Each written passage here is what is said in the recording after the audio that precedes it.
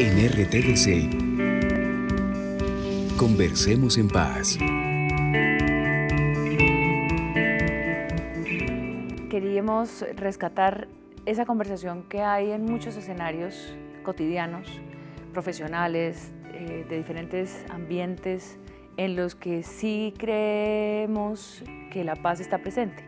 Entonces, están pensando los psicólogos y los psicoanalistas y los psiquiatras cuál es el estado, digamos, de la salud mental de los colombianos por lo que nos ha pasado en la guerra, pero cómo nos preparamos para la paz. Esa fue una conversación con profesionales del mundo, digamos, de lo psicosocial. ¿Qué pasa con las iglesias, con las creencias, con la fe, con el perdón, con el compromiso por la solidaridad que profesan las religiones, los credos, y que se están cuestionando y preguntando también cuál es su papel en la paz? Esa fue una conversación justamente para los líderes espirituales. ¿De qué manera las víctimas están procesando este momento y cómo lo están viviendo? No desde la perspectiva del castigo y de la venganza y del rencor de lo que les pasó en sus vidas cuando se truncó su proyecto vital por un hecho del conflicto, sino cómo están ellos elaborando su propio libreto de esto para poder seguir adelante, dándole el ejemplo a tanta gente que no ha vivido el conflicto, pero que todavía se resiste a imaginar este cambio. Esa fue una conversación con las víctimas. Los reintegrados que han estado en la guerra, quienes han disparado, quienes tomaron la decisión un día de abandonar la guerra, de abandonar sus grupos armados y empezaron un proceso de reintegración a la sociedad para encontrar, por un lado, su propio camino y el de la sociedad que los estaba recibiendo. Ese fue un programa con reintegrados, uno del ELN, uno de las FARC y otro de las autodefensas. ¿De qué podemos hablar cuando hablamos de comunicación para la paz? Ese es un programa que hemos estado también trabajando en la medida en que creemos que la comunicación que estamos recibiendo de todos los medios, pero además de muchos otros factores, están influyendo en nuestro sentir, en nuestra lectura, en nuestro aprendizaje. Cómo las maestras y los maestros de este país, la pedagogía de este país se está preparando para la demanda que nos va a hacer la sociedad. Esos son los temas, esos son los programas que hemos hecho, apelando a la conversación como elemento fundamental, no a la descalificación en un debate. Nadie está defendiendo aquí posturas ideológicas y políticas, estamos reflexionando y creo que esas son las reflexiones que pueden aportar también a esa otra, digamos, a ese otro debate público que desde la política, si se quiere, se privilegia más en la opinión. En conjunto, si uno asiste a las reflexiones que se han dado en cada uno de los programas, puede tener una visión que también nos da elementos para nuestra propia reflexión y para compartirla con los demás, es decir, para generar nuevas conversaciones. Los canales públicos y el escenario de lo público tiene que privilegiarse en este momento del país. El Estado debe acompañar a los ciudadanos y lo único que queremos es empezar ese acompañamiento con una conversación, que es algo que todos los seres humanos sabemos hacer. Las víctimas narran sus historias. Las FARC se llevaron a su hija. Sí. Las FARC estuvieron a punto de matarlo a usted. Se iban a llevar a su hijo. Sí.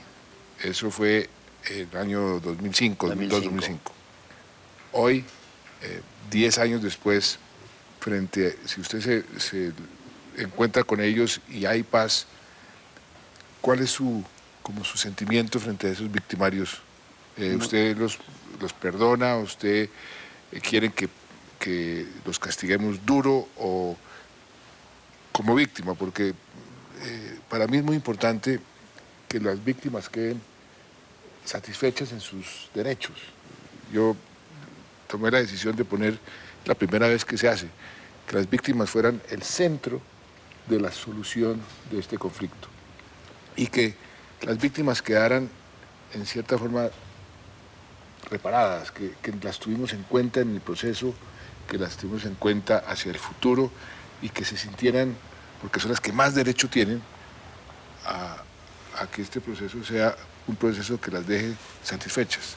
¿Usted cómo quedaría satisfecho con un proceso como este? De que haya una comparancia de proceso de paz, primera medida, ¿cierto? Perdonarlos, porque todo el mundo cometemos errores. Ve al señor guerrillero que me dijo a mí que me contó, gracias a Dios, que me volara, que me contó lo del niño, hace probablemente después de 2 años. Yo estoy en Armenia, me voy a comprar un azúcar, me voy a subir al carro, cuando por la espalda me dicen, relojero. El apodo mío en Armenia de los Avis, ¿y quién era? El mismo guerrillero que me dijo a mí que me viniera mañana. ¿Y eso cuándo fue? Era 2 años y medio más o menos. 2 años y medio. Está en Armenia y lo mismo que le decían allá... Relojero. En Vista Hermosa, relojero, ¿y era el mismo que le dijo a usted lo que le iba a pasar a su hijo? Sí, el mismo. Y Para él, mí fue mucha alegría. ¿Y él se había volado? Él se voló. Y estaba en Armenia manejando un bus urbano. ¿Y ustedes se ven? Y por la espalda me conoció, sí, doctor. Y me conoció por la espalda. Y me dijo, entonces nosotros en minutos, en segundos cambiamos número de celular. Hicieron como empatía. Para mí es mucha alegría. Las víctimas somos víctimas. Yo pasé de decir que era sobreviviente, por la actitud que tengo ante la situación, a entender que sobreviviente es Juan Carlos, que estaba allá y no se murió. Yo soy una víctima con una buena actitud.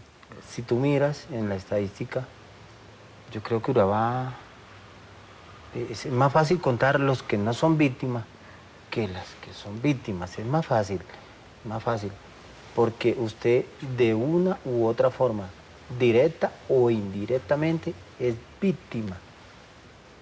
Violencias intrafamiliares,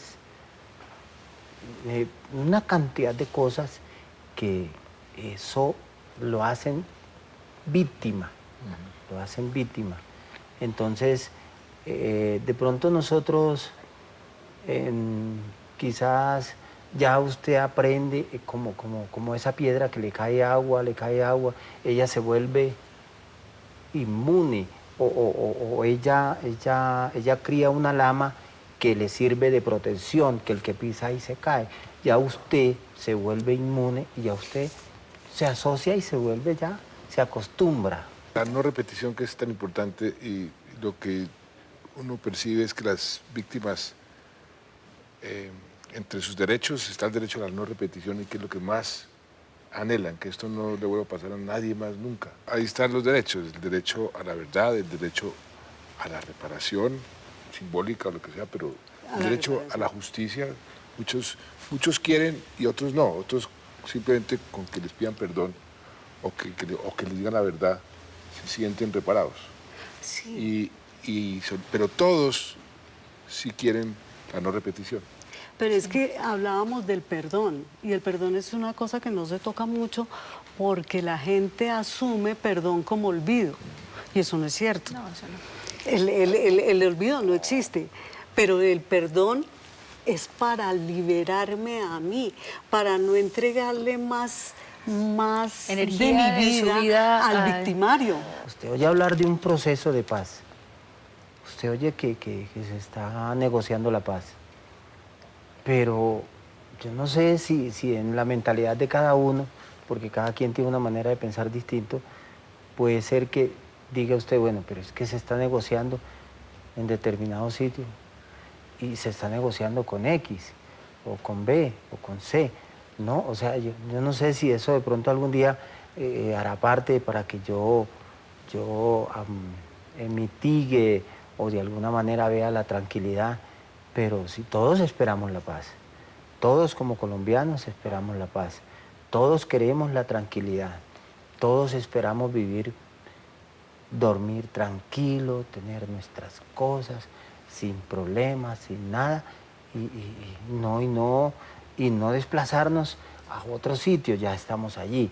Bueno, allí empezamos a construir, a montar una piedra sobre la otra, y allí queremos permanecer sin dejar de tener en cuenta que somos víctimas y seguimos siendo víctimas.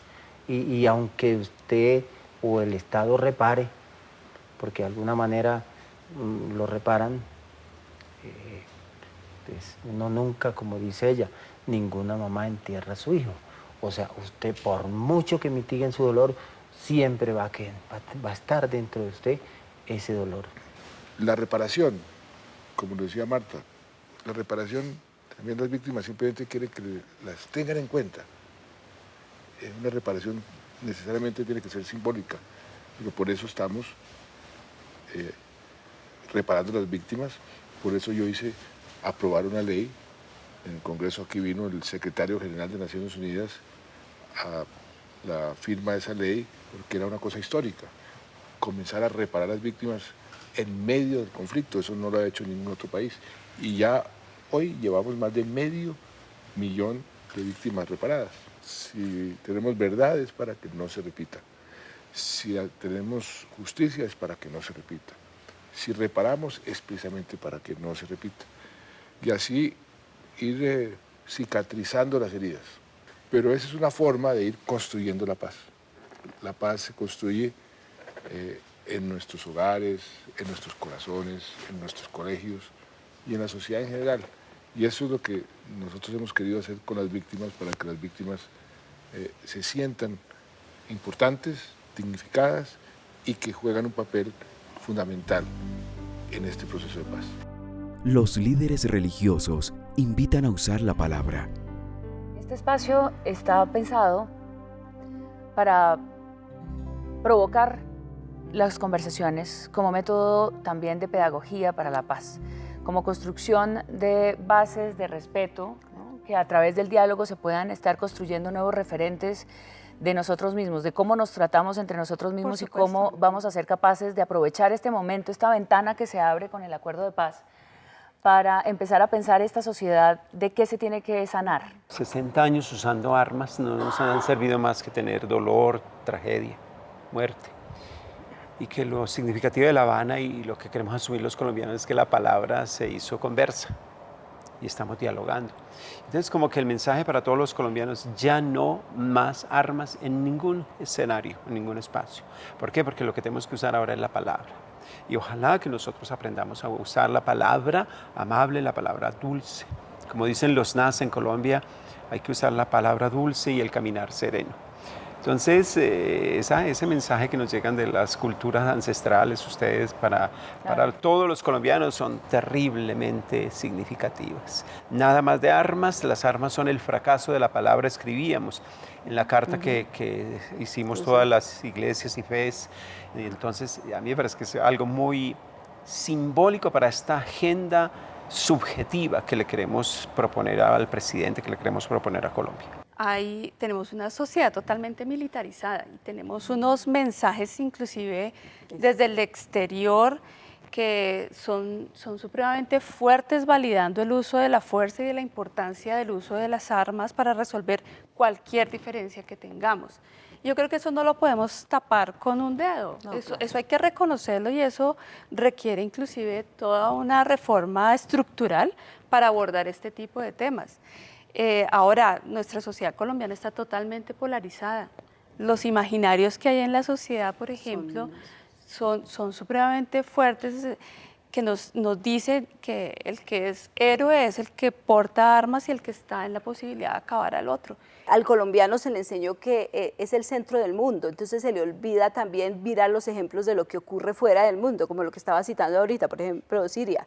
Se le olvida que también hay otros ejemplos que han podido resolver los problemas de las guerras, que ha sido un diálogo no de un mes, ni de 2 meses, ni de 6 meses, sino que ha sido un diálogo y un aprendizaje de 5, 6, 10 años, y nosotros nos preocupa a veces es que somos muy inmediatos, pero además ese ejemplo que da desde lo político, desde los miembros del gobierno, ese constante recordar esos enfrentamientos no nos ayuda. Hay por lo menos 3 deberes para la paz. Es el deber de la justicia, el deber de la verdad y el deber de la reparación. Pero estos 3 deberes van condicionados por la memoria. Y la memoria tiene 2 expresiones, una memoria grata y otra memoria ingrata, triste. Cuando a nosotros nos agarra la memoria ingrata, en lo que más fácil caemos es en la venganza. Y la memoria ingrata es simplemente quedarnos víctimas. En la lengua guayuna que no existe el término perdón.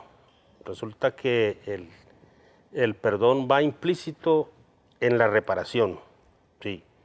Y en la reparación es o sea, también... no es primero uno que otro. No, va implícito en la reparación, y también ahí va el concepto de no repetirlo. Sí, la reconciliación sí existe, pero va posterior a la reparación. Nosotros entonces estaríamos por fuera del término perdón, no necesitaríamos que la guerrilla nos pida perdón, pero sí que si tienen que hacer reparación, y tenemos que reconciliarnos que tenemos que hacerlo, porque eso nosotros lo hemos venido haciendo por mucho tiempo. Está la gran oportunidad de la Cátedra de la Paz, por ejemplo, en donde podemos, desde muchas experiencias y también insumos de nuestras propias confesiones religiosas, contribuir a esa cultura de paz. La educación tiene que ser continua, desde ahora, desde antes, desde ahora, porque esto va a ser un proceso de 1 o 2 generaciones para hacer un cambio total de conciencia, no va a ser un proceso inmediato, y esa parte tenemos que ser conscientes los colombianos de que tenemos que estar con un trabajo de actuación diaria. Lo que decía hace unos días una de las mujeres que estaban en el proceso del perdón y haber aceptado a la otra persona, ella comenzó desde ahora, pero lo está continuando sin haberse firmado un proceso de paz, porque sabe que es un trabajo continuo. Y ahí, vuelvo y repito, la perseverancia del colombiano va a tener que entrar en juego muy importante. En RTVC, conversemos en paz.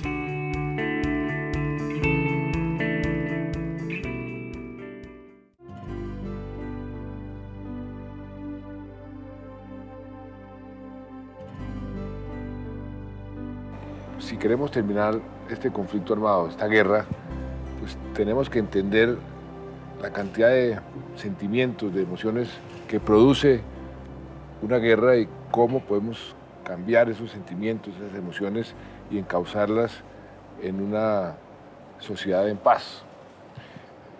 Una guerra produce todo tipo de temores, de preocupaciones, de venganzas, de odios y de miedos. Hablemos del miedo. El miedo es algo que inclusive el Centro de Memoria Histórica ha dicho que la sociedad colombiana se ha paralizado por el miedo. El miedo de la gente que le produce, por supuesto, una guerra que se traduce en violencia, miedo de salir de sus casas, miedo de encontrarse con el enemigo. Hablemos del miedo.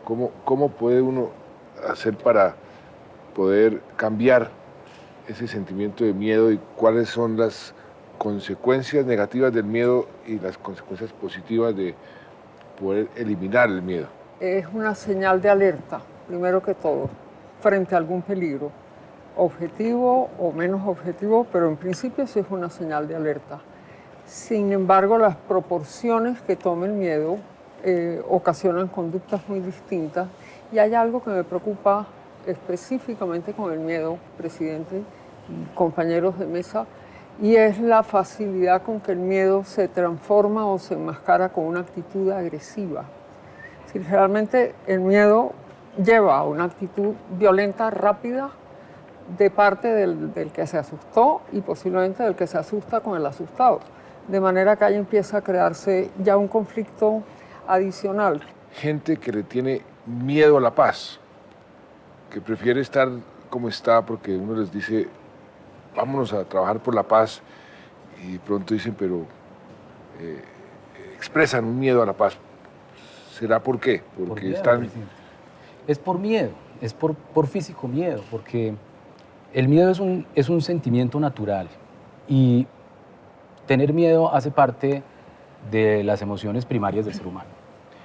A nosotros nos da miedo lo que nos es amenazante y aprendemos a adaptarnos.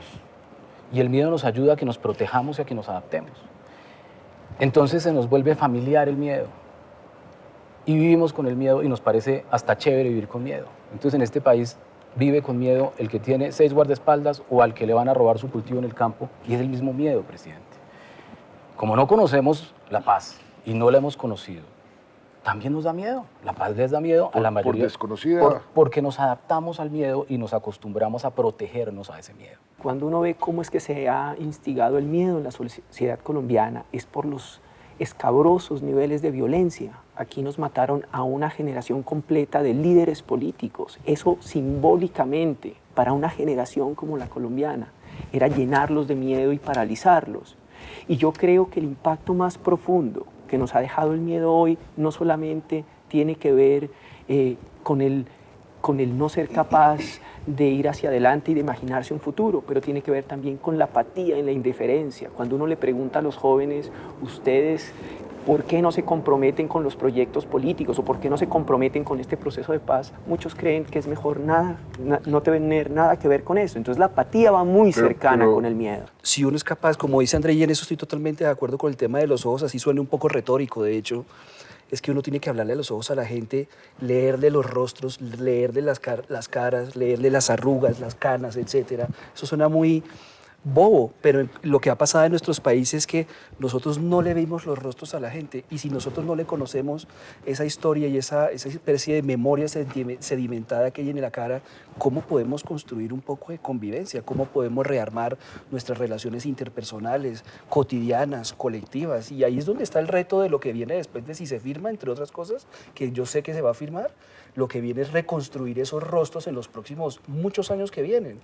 Y esas relaciones que dependen son de cercanía. Y eso que ustedes llaman confianza, yo lo veo también como convivencia, como saber estar con otros, no obstante nuestras diferencias, siendo conscientes de las historias que nos han fracturado. Respetar las diferencias, que es tan importante. ¿Por qué cree usted que somos, los colombianos, hemos sido tan pacientes con la guerra durante tanto tiempo y tan impacientes con la paz, con la posibilidad de paz? Eso es una buena pregunta. Yo creo que realmente la respuesta sencilla para eso es, ese es el impacto del conflicto armado. El impacto de un conflicto armado, como se mencionaba antes creo, es que uno se acostumbra a la guerra. Y que uno se acostumbra a la guerra y al no ser capaz de imaginarse la paz, uno cree que lo que está ocurriendo en La Habana es una transacción bancaria y quisiera verla firmada al día siguiente, pero eso tiene consecuencias, tiene causas que van incluso más allá del conflicto armado, que se retroalimentan de otro tipo de instituciones culturales que nos han conformado como sociedad, que tiene que ver, por ejemplo, con el surgimiento del narcotráfico, que tiene que ver con el dinero fácil, con el yo hago la trampa para sacar las cosas rápido. Los colombianos, en general, en esta maraña del conflicto armado, nos hemos acostumbrado a tratar de encontrar la vía corta para resolver nuestros problemas. Y entonces creemos que si las cosas no se resuelven rápidamente, entonces no funcionan. 7 millones de víctimas según la unidad de víctimas, más o menos el 20% de la sociedad colombiana. Les dije, ahora, piensen, ¿qué habría pasado si ese 20% hubiera sido en su familia? ¿Cierto? Y creo que es esos ejemplos que son capaces de conectarlos con lo que tú mencionas, que es entender que aquí hay una sociedad colombiana que para ir a ver un partido de fútbol de la selección Colombia se pone una camiseta amarilla, pero cuando hay que ir a ayudar a las víctimas que están desplazadas en Soacha, nada tiene que ver con nosotros, es cuestión del Estado. De las discusiones más difíciles en la creación de las comisiones de la verdad es que la guerrilla, por ejemplo, quiere que sea su verdad la que quede consignada en las comisiones de la verdad. El ejército quiere que su verdad, es que nosotros combatimos fue a unos guerrilleros que estaban en contra de lo que nosotros estábamos defendiendo. Los otros decían, la verdad es que nos obligaron a ir a las armas porque en la situación, entonces cada uno tiene su verdad, pero para el ciudadano común y corriente pues también hay otro efecto diferente, no está buscando su verdad sino la verdad.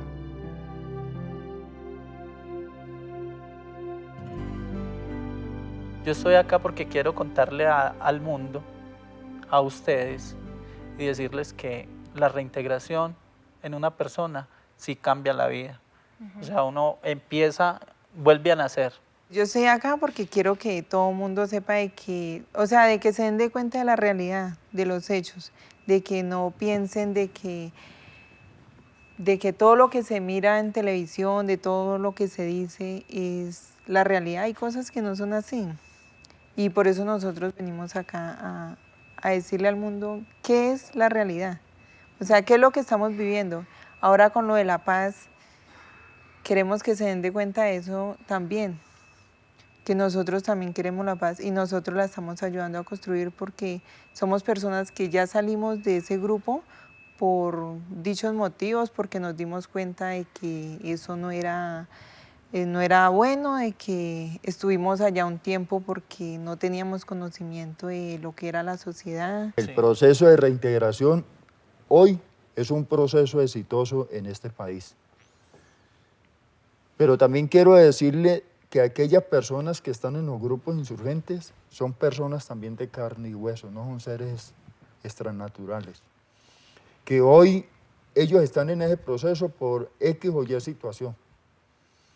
Pero también quiero hacerles un llamado a esos compañeros que están todavía allá,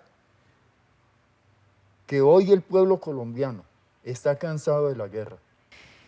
Ellos entraban a los pueblos reclutando, o sea, el que tuviera la edad ya se lo iban llevando. Entonces había una muchacha y ella siempre me decía, ya casi cumple los 12, ya casi cumple los 12. Entonces en ese tiempo era el cuento de que aporta o aporta. Entonces una tarde estaba en la escuela, yo estudiaba internada. Estaba en la escuela y llegaron ahí y pues mandaron a formar todos los niños y ese día sacaron 6 niños y entre esos niños caí yo, que ya teníamos la edad para aportar al grupo. ¿Y qué aportaba? ¿Qué pensó usted que aportaba? Pues yo no hacía sino llorar porque mi mamá. Y no nos llevaron. Pero no les preguntaron que si ustedes querían Nada.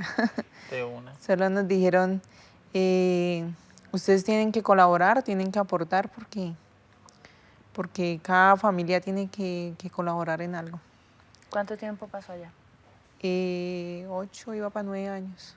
Cuando usted estaba, Jorge, en la SAUCE, ¿usted sentía que la guerrilla era un enemigo político, ideológico, un enemigo suyo, de su familia, de la sociedad? O sea, ¿había una concepción de enemigo?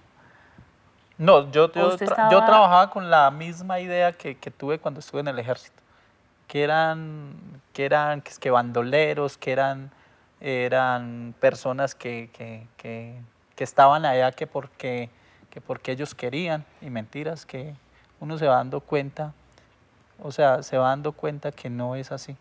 Las personas que estuvimos en la guerra, porque yo también estuve del otro lado, no del lado del gobierno, de las autoridades, sino que estuve del otro lado, entonces me di cuenta que uno no llega a la guerra porque le gusta, sino porque piensa o se va engañado o se lo llevan o la ideología le dice lo contrario, pero uno se engaña en la mente. Uno se engaña y cuando despierta, ya despierta al otro lado. Entonces ya le dicen, bueno, mijo, ¿va a trabajar? O esta lista que usted nos dio al de entrar, se va todo al piso, que es la familia de uno. Entonces uno dice, yo trabajo, ¿qué más va a hacer? Y se despierta todos los días pensando en que no le vayan a tocar combates, pero en realidad uno se lo encuentra y toca, es ellos o uno. Fue muy duro ese conflicto porque nos estábamos matando entre compañeros.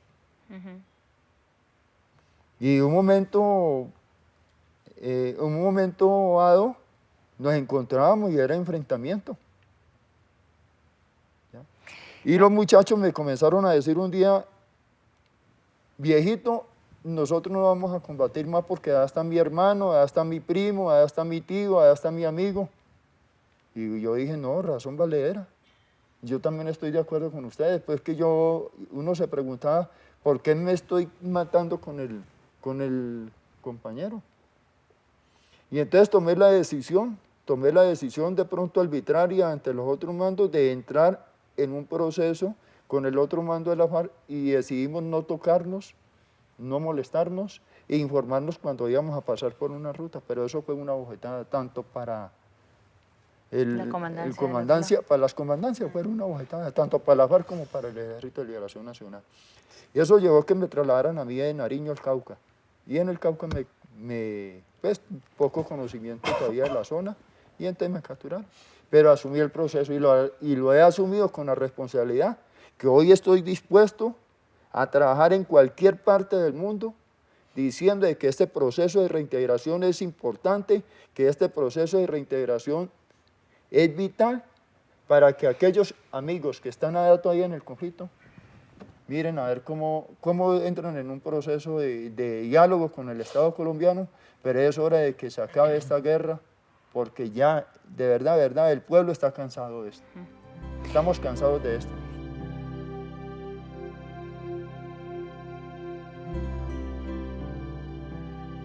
¿Qué tenemos que aprender los colombianos para poder enseñar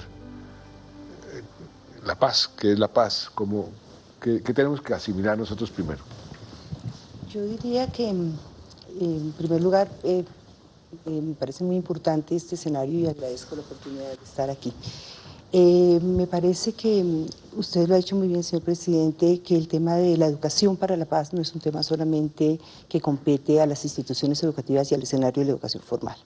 Es un tema que nos compete a todos los ciudadanos y todas las ciudadanas, pero que más allá tiene que ver con los cambios de patrones culturales y los cambios de hábitos, el manejo de las emociones, el manejo de los sentimientos. Entonces tiene que ver con un escenario mucho más amplio que solamente el de las instituciones educativas, que tiene que ver no solamente con la institución educativa, sino que tiene que ver con el cambio de todas las personas. A mí me ha correspondido liderar en la guerra y tratar de liderar en la paz, y es muy diferente y mucho más difícil lo segundo que lo primero. El liderazgo en la guerra es como muy vertical, muy sencillo, y es blanco-negro. En la paz es mucho más difícil, hay que cambiar las mentalidades de la gente, la forma como la gente ve su entorno, cómo ve las diferencias, cómo se ve a sí mismo en la vida, y eso es más difícil. Entonces, por eso digo yo que el aporte de ustedes es muy importante, porque si no hay una buena educación para la paz nunca se va a consolidar. Como llevamos tantos años en conflicto, entonces estamos acostumbrados a lo que usted planteaba, presidente, o blanco o negro, porque esa es la guerra, pero la paz es mucho más amplia y nosotros no nos toleramos, no aceptamos, no convivimos, pensamos que las cosas tienen que ser como se diga y no más. Y la escuela, que es un pilar, yo diría que es el pilar fundamental para la paz, y la comunidad que está alrededor de esa escuela. Nosotros los maestros tenemos que empezar a desaprender con los niños, en compañía de los niños, en compañía de los padres de familia. Todos juntos desaprendemos y volvemos a empezar, porque si estamos hablando de una pedagogía para la paz, la pedagogía es reflexión, acción. ¿Cómo se aprende o cómo se enseña a ser tolerante, a respetar las diferencias? Eso, ustedes, desde la perspectiva de la pedagogía, ¿cómo le dirían a un colombiano, mira, haga esto para ser más tolerante, piense de esta forma, o decirle a alguien, aprenda usted a ser tolerante, o enseñe de esta forma a nosotros a ser tolerantes? ¿Cómo sería eso? Yo creo que en este momento el país tiene una oportunidad muy importante a partir de la Cátedra de la Paz. Estábamos conversando antes de que usted llegara justamente sobre el tema y pensando qué es lo importante de esa Cátedra de la Paz. La Cátedra de la Paz entonces tiene que ser un instrumento pedagógico que no solamente nos lleve a temas cognitivos, a que aprendamos cuántos procesos de paz hubo, cuántos presidentes estuvieron firmando la paz. No solamente tiene que llevar ese proceso cognitivo, sino que tiene que llevar un proceso de enseñanza-aprendizaje que tenga el manejo de los sentimientos, el manejo de las emociones, el manejo de los conflictos. Eso hay que aprender. Existen unas estrategias, hay juegos de roles, hay dilemas morales, hay estrategias narrativas, hay muchas estrategias pedagógicas que Colombia tiene que ponerse a escribir para poder contar cómo le vamos a narrar a un niño el proceso de Tahuán. ¿Será que se lo tenemos que contar? ¿Cómo le vamos a contar a un niño la historia de las víctimas de Bojayá? ¿Lo vamos a contar en las instituciones educativas o eso será un campo de reflexión solamente? Eso no lo tenemos resuelto. Pero yo pensaría que sí. No lo tenemos resuelto porque nunca se ha hablado en esa institución. Pero a la pregunta, ¿le debemos contar? Yo creo que lo que tenemos que sí. Yo diría que sí. Porque claro. parte de además, para no repetir, si logramos la paz, para no repetirla tenemos que contar lo que pasó. Claro, y cada uno tiene su enfoque y su verdad y su enseñanza también y su Entonces, aprendizaje. esa es parte de la tolerancia. El decreto, por ejemplo, de Cátedra de Paz reconoce solamente 3 temas en este asunto, que es memoria histórica, la historia de los acuerdos y justicia y derechos humanos. Pero hay muchos otros temas que sí deben entrar a la institución educativa, por ejemplo, reconciliación. Y eso para la vida en general. Yo creo que no solamente... Por supuesto, sí. exacto. Y los, digamos, los actores principales de un proceso de esa naturaleza, uno pensaría que serían los maestros. Sí, somos fundamentales. Uno comenzaría por ahí. ¿Qué otros actores fundamentales? Los padres de familia con sus hijos, su hogar, su entorno.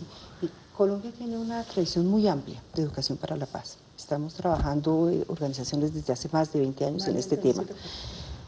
Y no solamente somos maestros, también, por ejemplo, líderes comunitarios, organizaciones de base, madres que han tenido problemas con desplazamiento, con los falsos positivos. Ellas se han organizado y han empezado también a hacer unos procesos educativos para sanar esos dolores. Nosotros tenemos que dialogar, nosotros nos tenemos que meter por la parte de la educabilidad, de la formación, porque nosotros estamos pensando que solamente se va a hacer proceso de paz si nos metemos a un aula. Resulta que si nosotros visitamos los municipios, en los municipios se está viendo prácticas excelentes. Yo estaba en la Secretaría de Cultura de Risaralda, en un municipio, a 1 hora de la cabecera del municipio, había un grupo de estudiantes y había una empresa que quería que se formara algo con la música, porque la gente, y yo estoy de acuerdo con eso, el arte nos va a ayudar mucho en este proceso de paz. Y decían, ¿cómo lo hacemos? Y los niños, entre ellos, se sentaron y decidieron que la clase de música no podía ser inmediatamente porque había un solo niño que tenía que caminar 1 hora para llegar allá. Llegaron al acuerdo de que esperémoslo a él. Y mientras tanto nosotros aquí, ¿qué hacemos? Profe, entonces usted, ¿por qué no nos ayuda a hacer las tareas? Eso es paz, eso es proceso, eso es diálogo, eso es convivencia, eso es un acercamiento para poder que todos logremos llegar allá. En RTVC, conversemos en paz.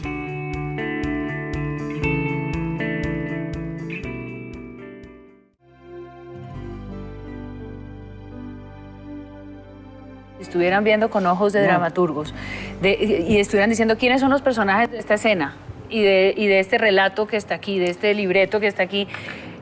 Describamos un poquito, me parece importante además para que la gente que asiste todos los días a la realidad como si esa fuera la realidad, exacto, ¿no?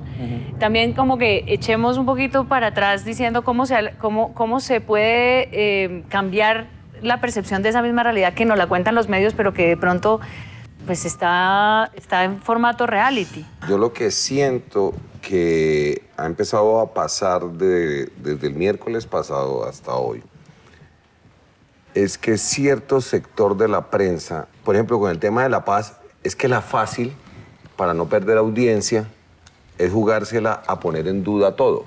Yo veo que ciertos medios se han empezado como a reacomodar, a entender que tienen también que darle como cabida a la posibilidad de un escenario de reconciliación y que hay otros medios que sí definitivamente están casados con un sector de la derecha, un sector del país, una clase económica que parece que no está interesada en que el proceso de paz llegue a feliz término. Yo siento que a veces no sabemos ni siquiera qué es la paz.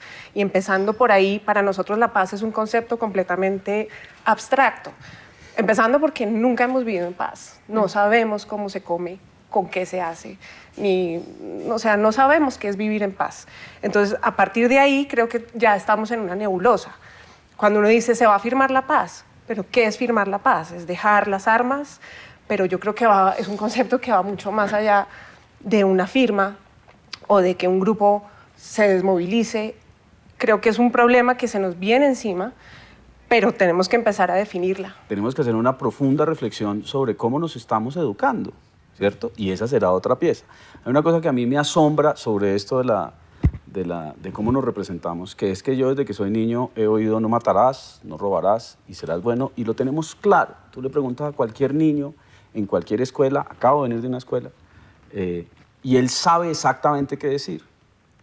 pero hacemos lo que decimos exactamente y lo hacemos, contrario. sí. ¿Sí? Entonces es como si la educación hubiera permitido crear esa decisión entre lo que sabemos y lo que hacemos. Si pensamos, por ejemplo, en términos dramatúrgicos, es decir, ¿quiénes son los villanos? Están aquí y están acá. Es que ese es el problema, es que no son los terroristas de las FARC. Es que es un Estado miserable que permitió que eso floreciera durante 50 años y que generó todo para que eso surgiera. Es un Estado incapaz con 48 tipos, que fueron los que fundaron las FARC, a los que le mandaron 16.000 soldados y no los pudieron derrotar. Entonces hay villanos e incapaces al lado y lado. Uno no puede esperar que exista una verdad revelada, sino que es función del Estado y de la educación y de los ciudadanos crear los instrumentos para recrearla. Porque de nada sirve que yo sepa la verdad, lo que sirve es que la cuente y que haya muchos contándola, porque en el ejercicio de contarla hay un ejercicio, digamos, de comprensión que se traduce en una toma de decisiones hacia un futuro. Ese acceso al contar la realidad no lo estamos haciendo. Pues, uno solo tiene, por decir cualquier cosa, si vos me preguntas qué verdad en este momento para mí sería fundamental, diría yo que está en el relato de las víctimas. ¿Sí? ¿Por qué en el relato de las víctimas? Por varias razones. Primero, porque son los que les ha tocado todas las cabronadas que les han pasado. Y entonces ellos saben quiénes fueron, por qué fueron, y nos pueden decir además cómo vamos nosotros ahí. Pero además no solo se han quedado en eso, sino que han empezado a crear unas estrategias de resiliencia y de perdón. Además está en ese relato, digamos, la dimensión del futuro. De lo que estaba diciendo, Nico, que de dónde va a aparecer la verdad, que por ejemplo que puede aparecer de las víctimas, yo creo que tiene que aparecer es de toda esa polifonía, sin duda, de esa sumatoria de voces. Yo solo me refiero que esa es una pieza, es una pieza fundamental, importante y que está ahí y que es un momento histórico. Pero creo que es muy importante que los victimarios también suelten su verdad, porque hay algo que le tiene que pasar a uno, es acostumbrarse a oír esa verdad y a que las tripas se acostumbren a oírla. Porque acá hay mucha cosa horrible para contar. Sí, pero... O sea, perdóname, lo del alemán hace como un mes. Es horrible. Sí, pero es buenísimo, ¿me entiendes? Es muy importante. Es muy importante que pase. Muy importante que digan, yo hice esto. Colombia es un país que nunca ha creído en las instituciones. Y razón tiene, porque nunca las han representado. Ahora, quizás sea la gran oportunidad para decir que la institución empieza a representar a los colombianos, ¿verdad? Y para eso toca hacerlos partícipes de ese orgullo, claro, que es en este momento ese proceso de paz. Y ahí yo creo que toca hacer un esfuerzo de comunicación. A veces yo me ponía a pensar, ¿por qué no hacer, como fue tan difícil? Porque es que el tema es que los colombianos no saben lo difícil que debió ser eso, ¿verdad? Porque eso debió ser dificilísimo. Entonces yo a veces hablaba con un rector de una universidad y decía, ¿por qué no hacemos simulacros en todas partes para que vean lo difícil? Sí. Insisto, porque es que la gente está simplemente viendo un resultado que es aparentemente fácil. E insisto, es un tema pedagógico. Y no ha empezado a amar y a relacionarse con el camino que produjo ese resultado. Entonces a lo mejor necesitamos un gran simulacro en ese sentido, claro, de cómo se generan acuerdos. Pero además tenemos todas las instituciones educativas para hacerlo. Claro. Después de 1810 ese es el triunfo más grande que hemos tenido nosotros como sociedad, que es la posibilidad de darnos una alternativa, de mirarnos hacia el futuro y decir, podemos construir un país mejor y dejar de estar llenándonos de pajaritos la cabeza, que tenemos recursos naturales, que tenemos, que no sé qué, y como en el cuento, pero que tenemos una cantidad... No le gustó ni siquiera. No la he visto, no la he visto, pero estoy pensando es en esa cantidad de carretazos que nos vivimos echando a todo momento, que somos lo máximo, sí, pero seamos lo máximo de verdad, seamos una sociedad de verdad que aspire a vivir en paz, que aspire a tener una construcción de futuro, que aspire a tener un cambio de verdad del modelo económico, donde hay muchas personas que tienen que esto se tiene que reducir, y eso es innegable. Yo sí creo que hay algo del arte que transforma. Hay algún espectador, yo lo he vivido cuando soy espectadora de algo que me sorprende y que es capaz de darme un entendimiento diferente de la realidad, y en esa medida me transformo, y ha sido a través del arte. Ahí es cuando yo creo que ese ejercicio artístico sirvió, no solamente para el que lo hizo, sino también para el que lo está viendo. Y esta creo que es la gran oportunidad, si sentimos orgullo por esta firma, por este, digamos, proceso, que además yo de verdad me siento orgulloso. Yo siento que uno ve por primera vez a unos representantes como los que están sentados en la mesa que uno dice, no, estos tipos se la jugaron y se la jugaron en primera persona. Y yo quiero ser parte de entender esa complejidad para hacerme socio de ese proceso. Stanislao Zuleta decía, pues no vamos a salir del conflicto porque es nuestra naturaleza, pero sí podemos cambiar de conflicto. Sí podemos cambiar el libreto. Y es decir, no es un tema de que la paz nos llegue por revelación, sino que la podemos empezar a tramitar de otra manera. Y la primera prueba de que eso es posible es este proceso de negociación. Es como el primer pasito. Creo que toca hacer un esfuerzo para que los colombianos se asocien a la complejidad y al amor que hay por la negociación y no por las salidas fáciles. El débil nunca puede perdonar. El perdón es el atributo de los fuertes. Mahatma Gandhi. Ustedes para mí han sido un ejemplo de vida y es lo que a mí me entusiasma para seguir adelante en un proceso que ha sido muy complicado, muy difícil. Yo veo a personas como ustedes que me cuentan sus historias y digo, no, yo tengo que perseverar aquí hasta llegar al final de este proceso, porque ustedes son los que están dándole el ejemplo al resto de la sociedad. Uno donde hay conflicto, uno se come una gallina, ¿no es cierto? Un concho de gallina, no lo alimenta a uno. Y en cambio, como ahora vivo en Armenia, vivo del juguito de mandarina y me como un caldo de huevo, soy feliz y dichoso. Porque una gallina me la como por allá, en una montaña, y no me sabe bueno. Prácticamente desde el momento en que inició el proceso de conversaciones entre el gobierno y las FARC, hemos dicho, no se levanten de la mesa. Absolutamente. Señor presidente, y los distintos actores armados, ahora FARC, pero también exhortamos al ELN. La ruta es a través de estos procesos de conversaciones. Sí. Les solicitamos encarecidamente que lleguen a acuerdos. Realmente nosotros todos los colombianos tengamos confianza en lo que se acaba de firmar. La tarea de ahí en adelante va a ser difícil, tanto para ellos como para nosotros. Pero ahí tenemos que llenarnos de confianza todos. ¿Se tienen que preparar más los que vienen o los que están recibiéndolos? O sea, la sociedad. La sociedad porque, digamos, la sociedad debe involucrarse mucho en este proceso de paz, porque nosotros decimos, ellos como dicen que no tienen nada que ver, pero sí tienen mucho, porque para que haya paz tenemos que tener paz nosotros mismos y perdonarnos los unos a los otros para que esta paz sea efectiva. Si llegamos a unos acuerdos en La Habana, eso simplemente es el primer paso dentro de la construcción de la paz. La paz va mucho más allá que silenciar los fusiles en La Habana y hacer la paz con las FARC, pero sí es una condición necesaria para construir la paz en muchos otros sentidos. ¿Ustedes creen que necesitamos una nueva generación?